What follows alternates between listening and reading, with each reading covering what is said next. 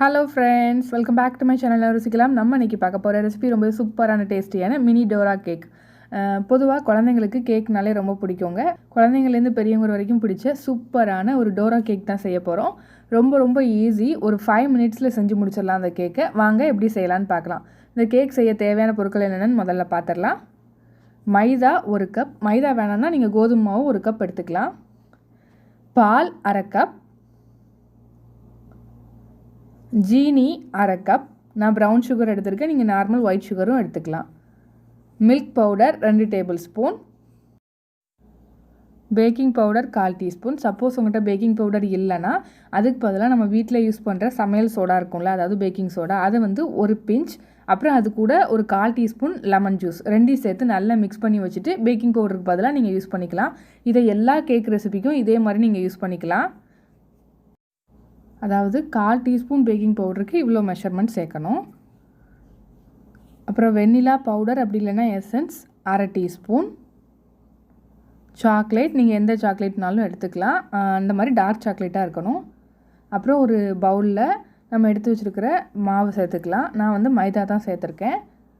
1 cup மைதாவுக்கு 1/2 cup sugar, 2 tablespoon அளவுக்கு milk powder, அப்புறம் பேக்கிங் பவுடர், அப்புறம் வெண்ணிலா பவுடர். இது அவ்வளவும் சேர்த்துருக்கோம். இப்போ இது எல்லாத்தையும் நல்லா மிக்ஸ் பண்ணிக்கலாம். சப்போஸ் உங்கள்கிட்ட வெண்ணிலா பவுடர் இல்லைனா வெண்ணிலா எசன்ஸும் சேர்த்துக்கலாம். இது ரெண்டுமே இல்லை அப்படின்னா நீங்கள் ஏலக்காய் பவுட்ரு கூட சேர்த்துக்கலாம். அப்புறம் வந்து நல்லா மிக்ஸ் பண்ணதுக்கப்புறம் பாலை வந்து கொஞ்சம் கொஞ்சமாக சேர்த்து நல்லா மிக்ஸ் பண்ணிக்கோங்க. முதல்ல பாலை மொத்தத்தையும் ஊற்றிட வேணாம். ஏன்னா சில சமயம் ஒவ்வொரு மாவு கன்சிஸ்டன்சியை பொறுத்து கொஞ்சம் வேறுபடும். அதனால் கொஞ்சம் கொஞ்சமாக பால் சேர்த்து நல்லா மிக்ஸ் பண்ணிக்கோங்க. இப்போ இது எல்லாத்தையும் நல்லா நம்ம மிக்ஸ் பண்ணிக்கலாம். ரொம்ப ரொம்ப டேஸ்டியாக இருக்குங்க. கண்டிப்பாக நீங்களும் ட்ரை பண்ணி பாருங்கள். ஒரு 5 மினிட்ஸ் கூட ஆகாது, உடனே செஞ்சிடலாம். இந்த பாருங்கள், இந்த அளவுக்கு நல்லா மிக்ஸ் பண்ணிக்கோங்க. எனக்கு ஒரு 1/2 கப் பால் தேவைப்பட்டுச்சு. இப்போ நல்லா மிக்ஸ் பண்ணியாச்சு. அவ்வளோதான், நம்ம இன்னும் செய்ய ஆரம்பிச்சிடலாம்.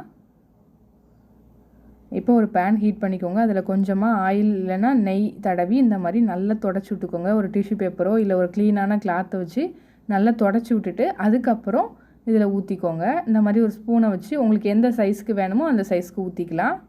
ரொம்ப போட்டு ப்ரெஸ் பண்ணாதீங்க ஸ்பூனை வச்சு. ஏன்னா ரொம்ப ப்ரெஸ் பண்ணிங்க அப்படின்னா உங்களுக்கு அது மாதிரி ஒரு மாதிரி சப்பி வந்துடும். அதனால் கொஞ்சம் அப்படியே ஸ்பூனை வச்சு கோதி ஊற்றுங்க போதும். ரொம்ப போட்டு அழுத்த வேண்டாம். ஜஸ்ட் அந்த ஒரு ஷேப் வர வரைக்கும் பண்ணால் போதும்.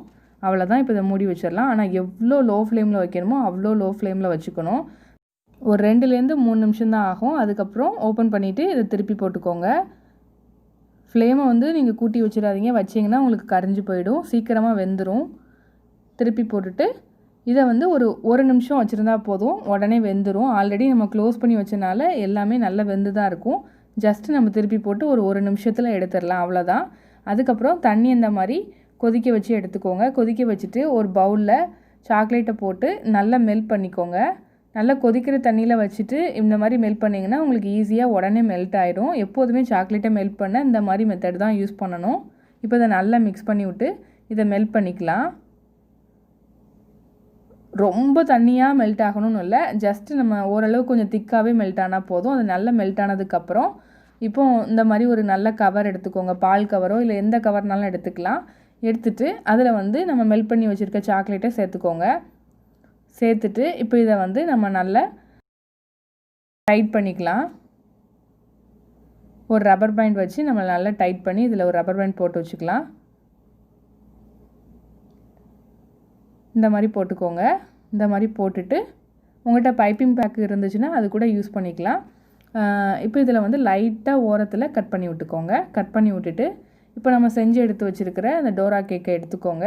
இந்த கேக்கை எடுத்துகிட்டு இதில் சென்டரில் வந்து நம்ம எடுத்து வச்சுருக்கிற சாக்லேட் மெல்ட் பண்ணி வச்சுருக்கோம்ல, அதை வந்து உள்ளே வச்சுக்கோங்க. கொஞ்சம் ஸ்டஃப் பண்ணி வச்சுக்கோங்க.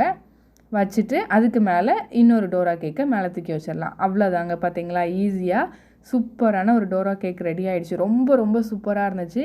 குழந்தைங்கள்லாம் கண்டிப்பாக விரும்பி சாப்பிடுவாங்க. உங்கள் வீட்டு குழந்தைங்களுக்கு இந்த மாதிரி ஈஸியாக செஞ்சு கொடுங்க.